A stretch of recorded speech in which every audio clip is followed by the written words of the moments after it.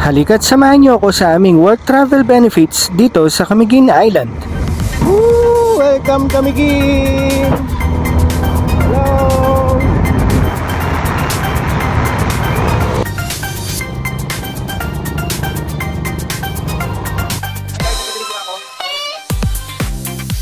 So this is our last day. Ito yung huling araw namin sa Camiguin.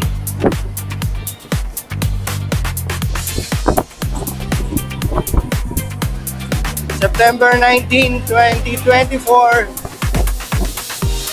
Yan, bago kami umuwi, we had our chance na ikutin ang buong isla ng Camiguin.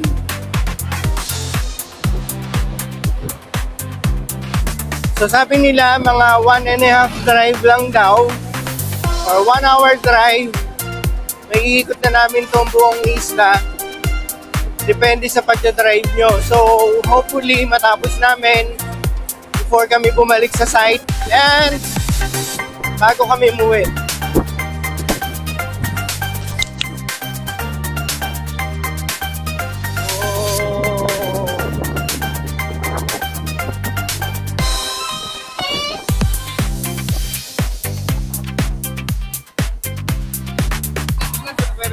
Oh.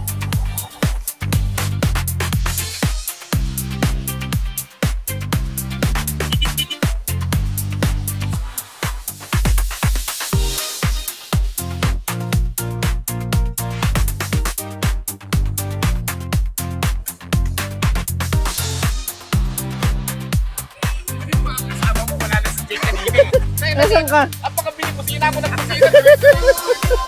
Ano walang kasama? Pangit ko ng bandi. Teka lang nga, tingnan nga natin yung ways. Wala. Yung highway lang daw ang susundan. Yung highway lang? Oo. Wala daw susundan. Kasi isa lang naman daw ang highway dito. Isa lang babagsakan pa gano'n? Lang, oo. Okay. Dahil ginawa kong parang Boss Ironman ang aming travel, hindi na rin kami nakapagpa-picture at hintuan ang magagandang mga tourist spots. At agad-agad na rin kami bumalik sa aming project site para mag-final checking, tingnan ang aming mga kasamahan at makapagpaalam sa kanila.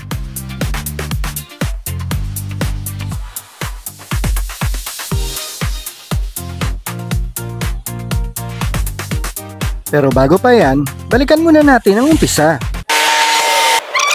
September 15, 1 AM, nasa T3 na kami. After event namin ng LX sa Marriott Tocada, lumipad na kami pa Cebu and connecting flight to Camiguin. At finally, dumating kami ng Camiguin ng 1:30 PM. So after we had our lunch break, dumiretso na rin kami malapit sa site at naghanap-hanap kami ng hotel kung saan kami pwedeng mag-board and lodge. At dahil sa sama ng panahon, na-delayed din ang aming rigging team, nag-meeting na rin kami ng aming heads for our second option and contingency plan. Aangat yung top tsaka yung hinay. Okay. So finally, after a day of waiting, dumating din ang aming rigging team. So dito dahil sa tagal naming hindi nagkita at na-destino rin sila sa parting baba ng Mindanao, pagdating ay nagkamustahan kami at nagkulitan. After then, they had their breakfast, sabay meeting kung paano ang gagawin namin at we had our division of labor. So dahil na-delay na rin kami ng isang araw at hinahabol namin ang aming project, agad-agad na kami nagpunta sa site to start our rigging and audio equipment installations. And we are the 90dB Audio Solution welcoming you here in the new Camiguin Gymnasium. Pasintabi na rin po at sorry sa aming mga safety officers dahil hindi na kami nakapag-harness dahil excited na kami sa site checking. So eto na nga, after namin mailabas ang aming mga audio equipments, agad na naming sinimula ng aking technical partner ang pag-cabling, soldering, XLR, and speak-on installation. At dahil nga sa aming mga rigging team ay nasa taas na at nagsisimula na rin sila maglagay ng mga cable plates, kailangan na rin naming mataliin at tapusin agad ang wiring installation, solderings, and work quality checking at agad-agad na rin i-deliver sa taas for cable positioning and wiring.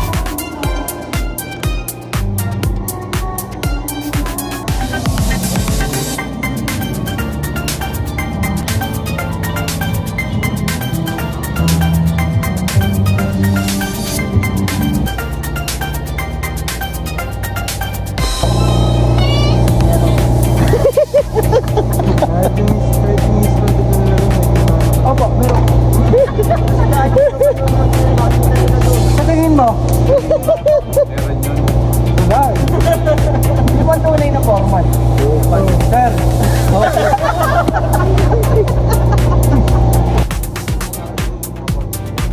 So by this time, habang nagbe-video taking ako, ay may napansin akong sama ng panahon. Mukhang malakas na bagyo to. And so after namin mag-XLR and speaker installation for 2 days ng aking partner, ay tumulong na rin kami for hoisting, light installation, and cleaning ng lugar.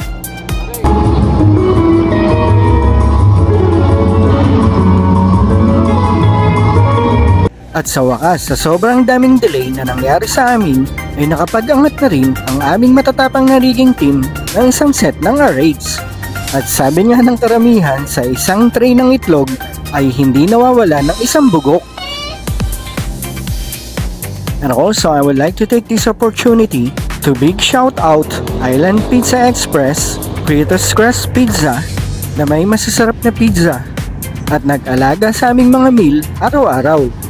At syempre, isa pa, recorded to this vlog, maraming salamat din sa Zit Hotel na tumanggap sa amin for almost 5 days at nag-alaga sa aming tutulugan. And shout out sa personnel and staff ng Zit Hotel where we had our first dinner, in between meals, nag-coffee break at nag-shot ng konti. You can also like their page para pagpunta nyo sa Camiguin, meron na rin kayong mapupuntahan.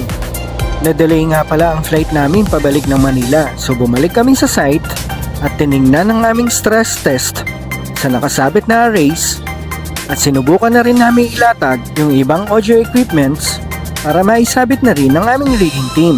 At dahil nagkaroon ng structural concerns, kailangan mo muna namin umuwi at babalik ulit kami para tapusin ang aming project. And by this time, we're heading back to Manila para sa aming work commitment sa LX Event Pro. At syempre, isang bata dyan, tuwan-tuwa. Ay teka, bata ba? O sige na nga, nasabi ko na eh. Goodbye Camiguin, goodbye Cebu. Maraming salamat sa mga taong nakasalamuhan namin at nakilala sa Camiguin Project. And for surely we will be back soon. And hello, welcome back to Manila.